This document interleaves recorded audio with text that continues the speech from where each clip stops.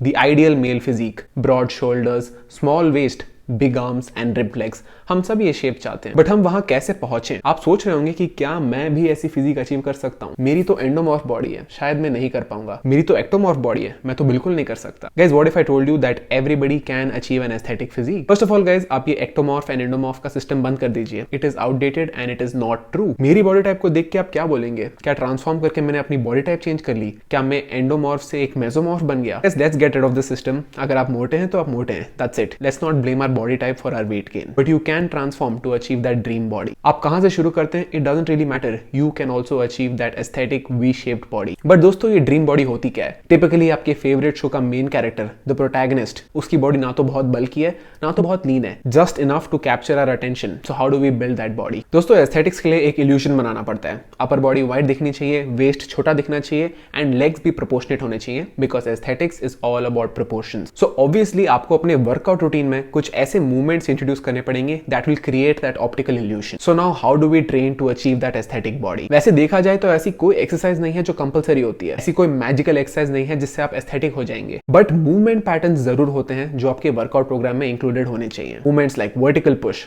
Vertical pull, horizontal push, horizontal pull, hinge and squat pattern, to name a few. Now आप इन movements के basis पे अपना workout programme structure कर सकते हैं। सो एक्सरसाइज सिलेक्शन डिस्कस करने से पहले मैं एक इंपॉर्टेंट पॉइंट डिस्कस करना चाहूंगा, which is in regards to muscle building. तो मसल बिल्ड करने के लिए the most important thing, by far the most important thing, is training close to failure. So you will have to figure out कि आपका true muscle failure क्या है, what is your true capacity. Only if you're training in close proximity to failure will you generate sufficient stimulus to put on muscle. अगर आप सालों से training कर रहे हैं and you still not seeing results, that means you are just not training hard enough. दोस्तों, ऐसी कोई ऑप्टिमल एक्सरसाइज नहीं है जो आप मिस आउट कर रहे हैं। Whatever exercise you performing, learn to push closer to failure. आप मेरे इस लेग प्रेस का एग्जांपल देखिए, just notice these last few reps, just watch how much I am pushing. मैंने लेग प्रेस का एग्जांपल इसलिए लिया बिकॉज इस एक्सरसाइज को 99% लोग ढंग से करते ही नहीं है। मैं इधर सिर्फ 200 केजीज डाला हूं, मैं पिछले 2 साल से ट्रेन कर रहा हूं। बिगिनर्स इस पे ज्यादा वेट डाल देते हैं, बट मैंने सिर्फ 200 केजीज डाला है। And just notice the tempo, मैं धीरे से नीचे लाता हूं, मैं पॉज भी करता हूं and then I push, so that I can reach closer to failure. दोस्तों, मैंने इस लास्ट रेपिटेशन में अपनी पूरी जान लगा दी थी। जब आप अपने मूवमेंट्स को स्लो टेम्पो से परफॉर्म करते हैं, when you start pausing your reps, then you are likely to push closer to failure. तो आप भी ऐसे ट्रेन कीजिए, learn to push to failure. अब दोस्तों, let's talk about movement patterns. First होगा vertical push. Vertical pushing movements typically आपके shoulders को टारगेट करते हैं, and shoulders is the main component of an aesthetic body. In fact, male body का सबसे attractive part होता है shoulders. तो क्या आपको पता था that your shoulders, basically your delts, have more mass than your chest? Yes guys, shoulders are a bigger muscle group in comparison to your chest. So vertical pushing movements होते हैं typically overhead military press या फिर dumbbell press. आप इन्हें seated position में भी कर सकते हैं या फिर स्टैंडिंग पोजीशन में भी कर सकते हैं। मेरा प्रेफरेंस है कि मैं सीटेड डंबल शोल्डर प्रेस करूं। I like to set my bench at a 75 degree incline. मैं डंबल्स को 45 डिग्रीज पकड़ता हूं and then I push. Bench को पूरा 90 डिग्री अपराइट नहीं रखता हूं। I put it on 75 degrees so that my shoulders are in a safer position. मैं सीटेड इसलिए करता हूं बिकॉज स्टैंडिंग में लोअर बैक फटीग बहुत ज्यादा होता है। सीटेड में you can isolate your shoulders much better. Of course ऐसा कोई थंब रूल नहीं है कि आपको सिर्फ सीटेड करना है या फिर सिर्फ स्टैंडिंग करना है। It will matter on overall how your workout program looks like. And vertical pushing movements आपके पोस्चर को भी इंप्रूव करते हैं। In fact weight training in general will improve your posture. And since मैं शोल्डर्स बेसिकली डेल्टॉइड ट्रेनिंग के बारे में बात कर रहा हूं, I would like to mention my favourite accessory movement which is the cable Y raises. आपके शोल्डर के बेसिकली 3 भाग होते हैं, anterior delts, lateral delts and rear delts. Cable Y raises एक ऐसा एक्सरसाइज है जो आपके तीनों डेल्ट्स को टारगेट करता है। उसके साथ साथ अपर बैक एंड ट्रैप्स भी थोड़ा बहुत ट्रेन होते हैं। तो guys, your traps, your shoulders, your upper back can make your physique look very aesthetic. So अगर आपको उधर मास चाहिए, साइज चाहिए, विड्थ चाहिए, then these cable Y raises can be something you can introduce in your workout program. Next, coming to vertical pull. First, a word from the sponsor of this video. दोस्तों, क्या आपने एक BCAA supplement try किया है? क्या आपको किसी ने बोला है that BCAA is a waste of your money? What if I told you that it isn't? BCAA की भी एक target audience है। BCAA supplement में आपको कुछ anabolic amino acids मिलते हैं like leucine and isoleucine which trigger muscle protein synthesis. अगर आप एक vegetarian हैं जिसके meals में complete amino profile नहीं है and you want to increase the leucine content, then you can supplement a BCAA supplement. अगर आप whey protein supplement ले रहे हैं, then BCAA is redundant, but अगर आप वे प्रोटीन नहीं ले रहे हैं and you are a vegetarian trying to up the isoleucine content, then adding BCAA alongside your meals can help significantly. So आप अपने मील के साथ या तो वे प्रोटीन ले सकते हैं या फिर BCAA भी ले सकते हैं to make it slightly more anabolic and also it taste amazing. I recommend MuscleBlaze BCAA Pro. So check out muscleblaze.com and use code BIGMAN to support my channel. दोस्तों वर्टिकल पुलिंग मूवमेंट्स यूजुअली आपके lats को target करते हैं। Lats होते हैं आपके wings, something that gives you that V shape. Vertical pulling movement का example होगा pull ups and lat pull down. अगर आप अभी पुल अप नहीं कर सकते then it should be your first priority to build to your first pull up. Your first pull up is going to feel magical. अगर आपको अपने back में विड्थ चाहिए then vertical pulling movements are a game changer. Next coming to horizontal pushing movements. दोस्तों ये movements basically आपके chest and front delts को target करेंगे। दोस्तों चेस्ट ट्रेनिंग के लिए भी कोई हार्ड एंड फास्ट रूल नहीं है कि आपको सिर्फ बेंच प्रेस करनी है,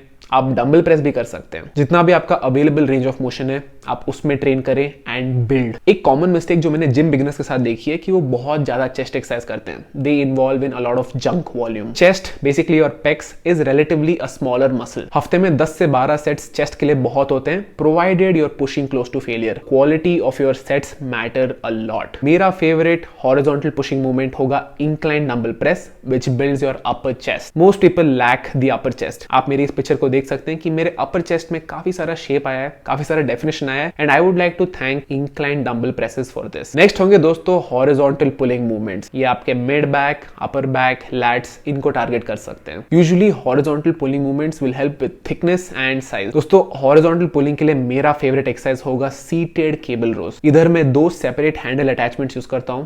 I lean forward and then I pull my elbows towards my hips. Next, we're coming to a hinge movement. दोस्तों, this is what most people skip. Hinging patterns. दोस्तों, hinging patterns होंगे आपके RDLs, deadlift, bent over barbell rows, pendlay rows, good mornings. Most people don't include enough hinging patterns in their workout program. अगर आपको deadlift नहीं करनी है, no problem. You can follow another hinging pattern. आप dumbbell RDLs कर सकते हैं, आप pendlay rows कर सकते हैं. आप देखिए what you enjoy doing because a hinging pattern is essential. दोस्तों hinging movements will train your entire posterior chain. आपका lower back, glutes, hamstrings, upper back, mid back, lats, everything. जो भी एक्सरसाइज आप अभी पेन फ्री कर सकते हैं, build those exercises. And जो एक्सरसाइज आपको पेन दे रहे थे, you will have to rehab those exercises and slowly reintroduce them into your workout program. Graded exposure is very important. So don't skip your hinging movements, guys. And last movement जो मैं discuss करना चाहूंगा वो होगा squatting movement. मेरे को बहुत सारे लोग बोलते हैं कि मोहित, I don't perform barbell squats for personal reasons. And I say cool, not a problem.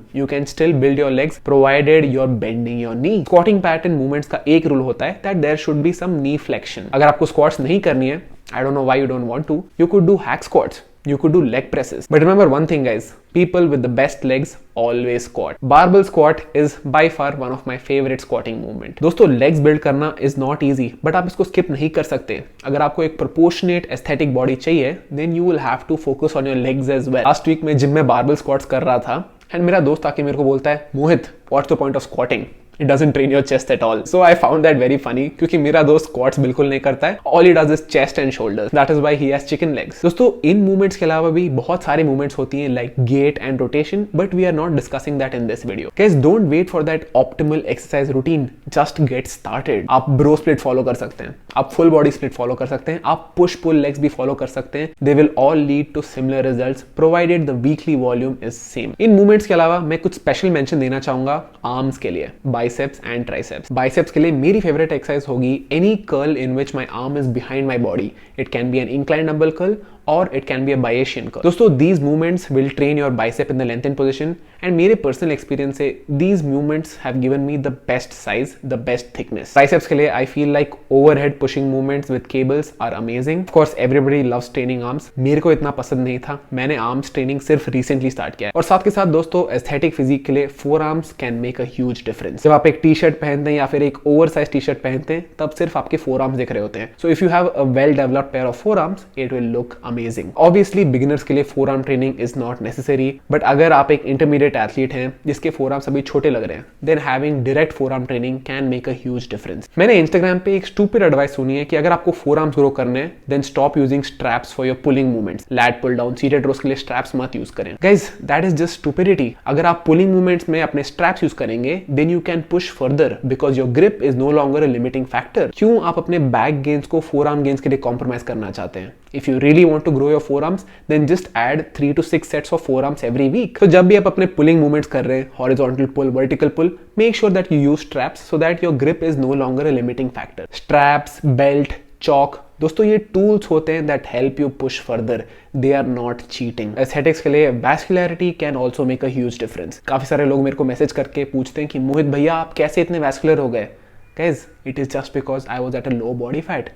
मैंने मसल बिल्ड की, बॉडी फैट कम किया एंड नेचुरली मेरे वेन्स दिखने लगे। तो don't train for vascularity, vascularity will come on its own when you lose fat and build muscle. Now guys, aesthetic body के लिए ब्रॉड शोल्डर्स तो चाहिए, उसके साथ एक स्मॉल वेस्ट भी चाहिए। अगर आपको अपने वेस्ट का साइज कम करना है, there is only one thing which you can do, which is lose weight. एक हेल्दी बॉडी फैट मेंटेन करें 15% के आसपास, ताकि आपका वेस्ट भी छोटा दिखे। दोस्तों, आप जितने भी एब एक्सरसाइजेस कर लें, ऑब्लिक्स ट्रेन कर लें, उससे आपका वेस्ट छोटा नहीं होगा। अगर आपको वेस्ट छोटा करना है, you will have to lose fat। दोस्तों, मैंने डाइट एंड न्यूट्रिशन पे बहुत सारी वीडियोस डाली हैं, you can scroll through my channel and have a look। अगर आपको फैट लूज करना है, then a calorie deficit diet and a high protein diet are a non-negotiable। Guys, don't wait for that optimal exercise routine, just get started। मैं personally एक ऐसा system of training use करता हूँ which is called as RPE, rate of perceived exertion। हर एक set खत्म करने के बाद I like to gauge my RP, basically कितना एफर्ट लगा इस सेट के लिए। How many reps did I have left in the tank? Could I have done 2 more reps? Obviously periodization will help to get the most out of your program,